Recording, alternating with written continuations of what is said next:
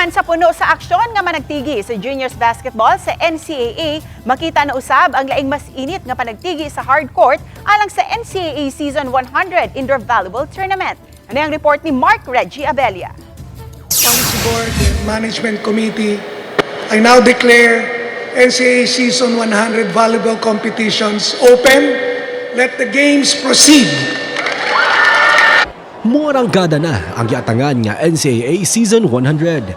And this time, Indoor Volleyball Tournament ng usab ang mubida. Sa opening ceremony, gibandera sa mga NCAA school ang ilang rooster alang sa men's, women's, juniors o girls volleyball. Present ang mga NCAA Mancom representative.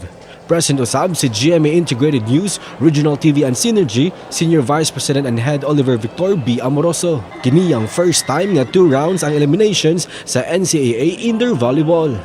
Every game now is important. Aside from stepping up the level, it's a more grueling. Kauban si Clans Gabutin, Mark Reggie Abella, Balitang Bisdak.